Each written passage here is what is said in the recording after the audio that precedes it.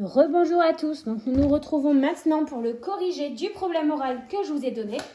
Donc j'ai déjà mis au tableau toutes les informations qu'il fallait retenir. Je vais juste prendre mon crayon vert. Hop. Donc toutes les informations qu'il fallait retenir, c'était celles-là. Le premier vol Paris-Brésil, 11h45. Le deuxième vol Brésil-Chili, 4h15. Et le troisième vol Chili-Île-de-Pâques, 5h50. La question, elle était simple. C'était de calculer la durée totale de tous ces vols. Alors, pour faire ça, je peux faire plusieurs méthodes. La méthode la plus simple, c'est de calculer les heures à part et ensuite les minutes à part. C'est celle que je vais choisir. Il y avait d'autres méthodes, je pense que ceux qui s'en sortent le mieux avec les heures ont vu que 5h50 c'était proche de 6h, donc ils ont compté 6 heures, etc., etc. Et ensuite ils ont enlevé ce qu'il fallait, enfin ils me comprennent, hein. Il y en a qui ont dû faire ça et ça marche aussi très très bien. Il y en a aussi qui ont certainement vu que 45 et 15 ça faisait 1 heure ensemble, enfin bref. Il y avait plein de possibilités, hein, pour faire ce problème.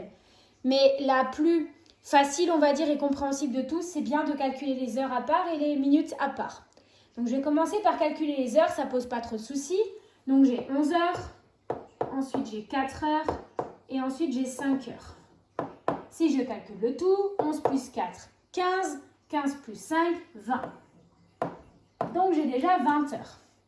Puis ensuite, je calcule mes minutes. Alors là, ça va se corser un petit peu, donc je peux poser si je veux.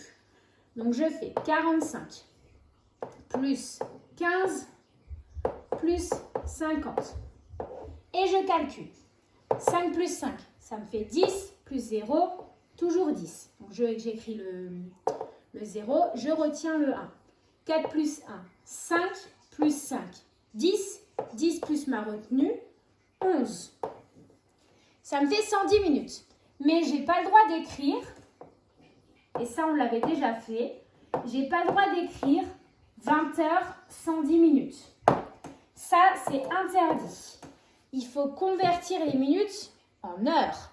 Et vous le savez, ça, on l'a encore retravaillé. Alors, je ne sais plus si c'était hier ou mardi, mais on a encore retravaillé. 1 heure, pardon, ça fait 60 minutes.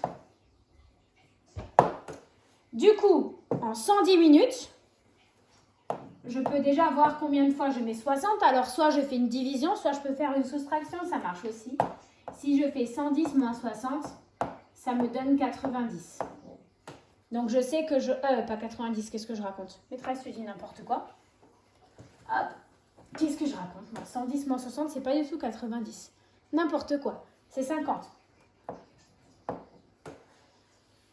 Donc, je peux faire ça ou alors je fais une division. En fait, il faut voir combien de fois je rentre 60, donc combien de fois je rentre 1 heure.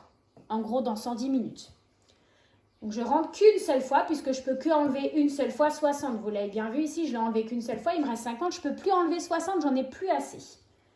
Du coup, ça veut dire que j'ai 20 heures plus mes 1 heure d'ici, ce qui me fait 21 heures. Et à ces 21 heures-là, je dois encore ajouter mes 50 minutes. Donc, en tout, j'ai 21 heures. 50 de vol. Alors, je ne sais pas si vous vous imaginez ce que ça représente, mais 21h50 de vol, c'est quasiment une journée complète, hein. Donc, à la fin, on est quand même assez fatigué. Parce qu'une journée complète de vol, on fait presque rien par être assis sur un siège. C'est un petit peu fatigant. J'espère que vous n'avez pas trop galéré à faire ce problème. C'était beaucoup plus facile. C'était le plus facile des trois. Donc normalement, il y en a plein qui ont dû réussir comparé aux autres problèmes de la semaine. Allez, je vous laisse tranquille avec les problèmes oraux. On les retrouvera à la rentrée. Et sur ce, je vous souhaite un bon courage pour la suite des exercices si vous en avez encore. Et puis sinon, je vous souhaite de bonnes vacances. À bientôt!